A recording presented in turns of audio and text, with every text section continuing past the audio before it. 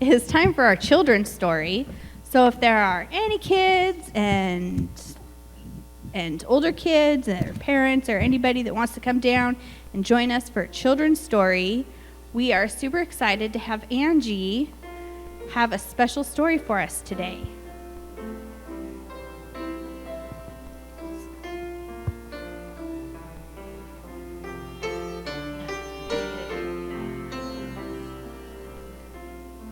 Almost ready. Get my glasses changed now.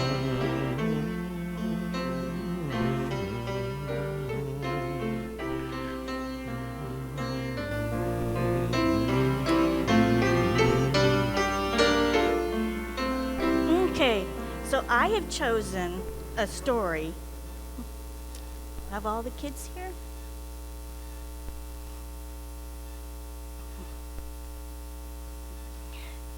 So I have in this book,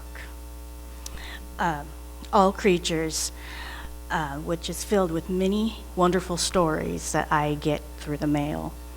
And I have chosen one out of here that I felt that would fit with today's Passover weekend. It is titled, Henny Penny Goes to Church by Isabel Woolsey Torrey from Portland, Oregon. This here is Henny Penny at the bottom of the page.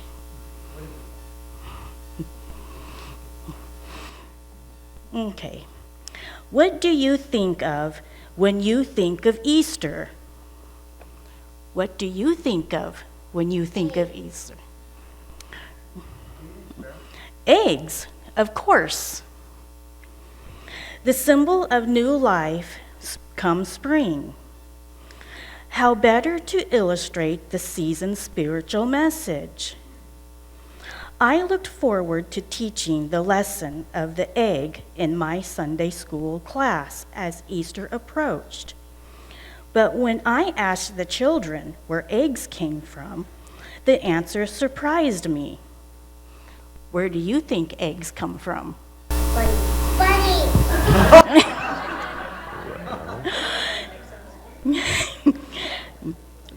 Bunnies, all 12 students shouted. Bunnies, I thought. Could these kids be so far removed from nature they actually think rabbits lay eggs? My own chickens would have been terribly insulted. It's on TV, one of the girls explained. A white rabbit lays chocolate eggs. Now I knew what they meant. I'd seen the commercial, but it didn't have much to do with the lesson I wanted to teach. I needed to think this through. The following Sunday morning, I got ready for school, still not sure what to do. I have to find a way to set them straight, I thought. I checked my chicken coop before I left.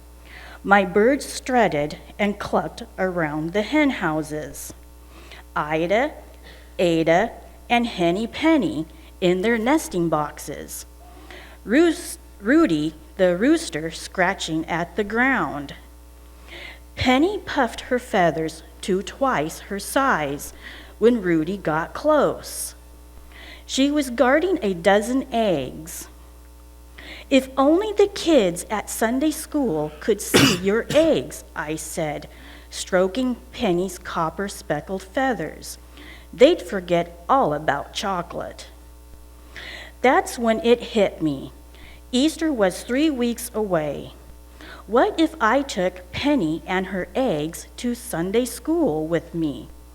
How many of the kids had actually seen a real egg hatch?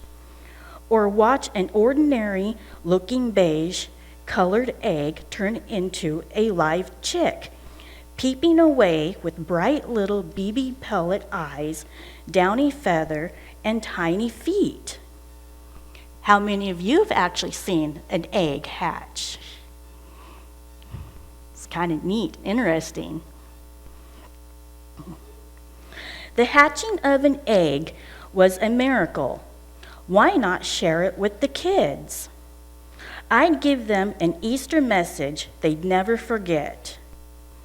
I hunted for a box to hold the eggs. But wait a minute, was I really planning to bring a chicken to church? I tried to remember another time any kind of animal had joined us at our solemn service. Once a sparrow flew in an open window and fluttered around, disturbing the reading. And a puppy had wandered in and led the ushers in a merry chase around the aisles while the children laughed. But those events hadn't been planned. I thought of a certain church lady, a good Christian with very strong opinions. She'd once objected to my son's carrying in a Bible with a jazzy cover. "It's a New Testament," I'd assured her as she eyed the brightly colored jacket. "Well," she'd sniffed, "it looks like a Betty Crocker cookbook." I had a vision of my little bantam hen messing on the ecclesiastical carpet. "I guess chickens really don't belong in church," I said. But then I remembered Jesus' own words in the Gospel of Matthew. "How often I have longed to gather your children as a hen gathers her chicks under her wings." That settles it, I told Penny. Jesus would approve of a chicken in church, and he's who matters. In any case, Penny would be in the Sunday school wing, nowhere near the church actually, and nowhere near that church lady, I hoped. I poked holes in the lid of a straw-filled cardboard box and transferred Penny and her eggs into it. It was waiting on the table when the children came to class. As they took their seats, I said, "Guess what's inside?" "Rabbits," one boy shouted. "Kitten," a girl said over him. "Puppy," someone else called.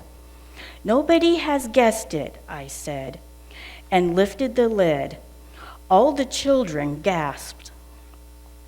Penny blinked in the sudden light and ruffled her feathers, but soon settled down and clucked. The children came forward slowly so as not to scare her. The girls took turns stroking her feathers. "What do you think Penny has brought with her?" I said.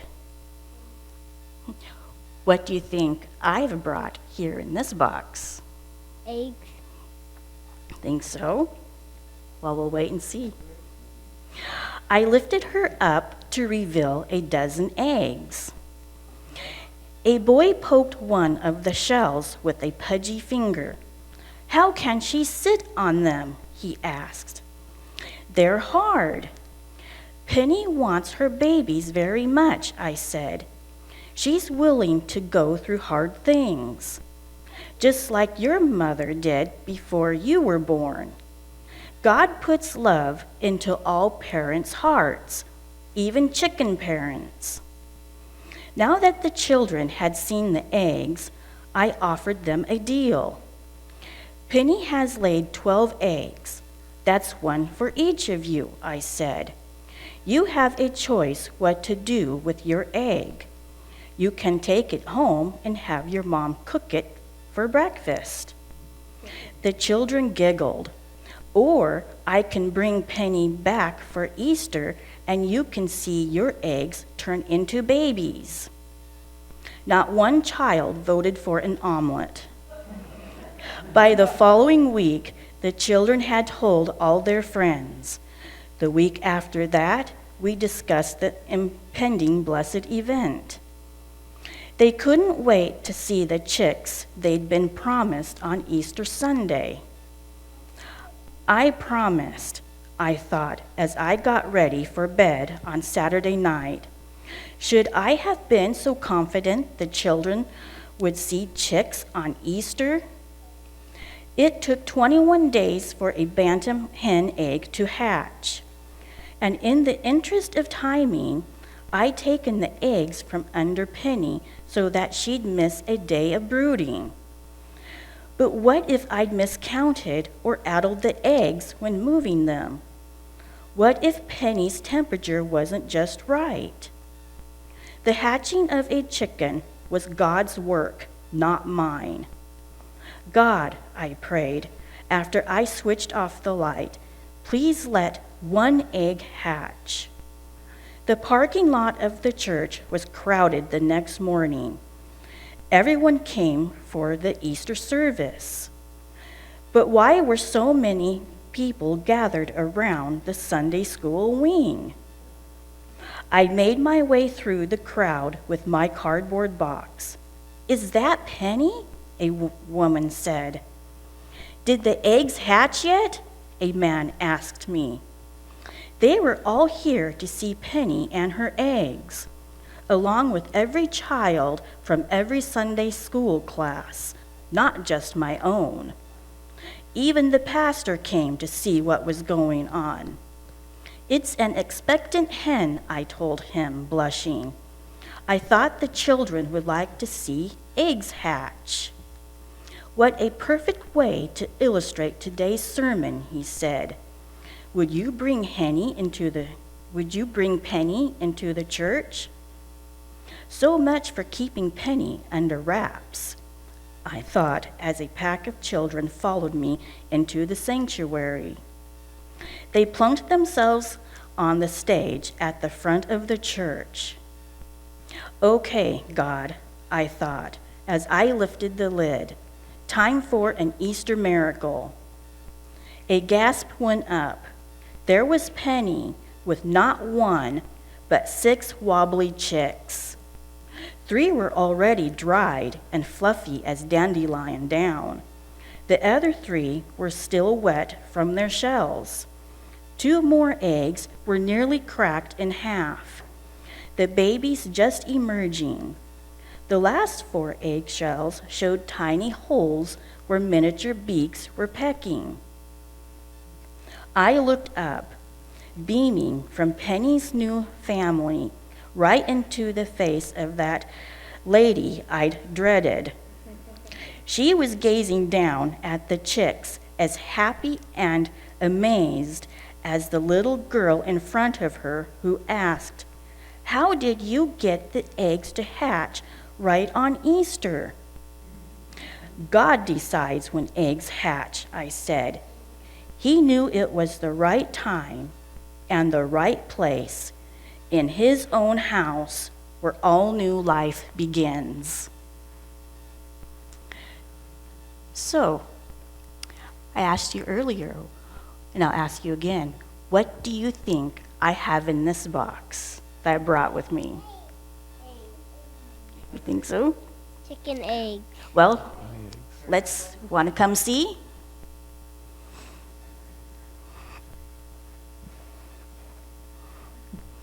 So, it's not the real thing, but it impels the same principle as new life. You can't have the big chicken or the big eggs, but you each get to choose your choice of little chick. Can we have it? I want this one. You're welcome.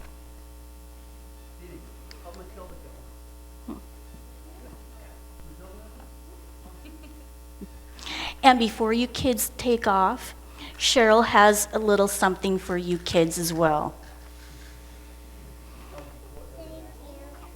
You're welcome.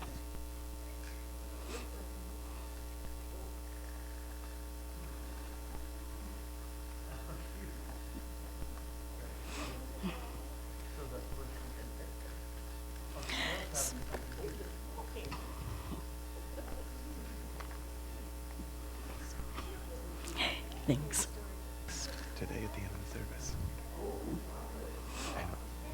Thank you. All right, you can head back to your seats. Mm-hmm.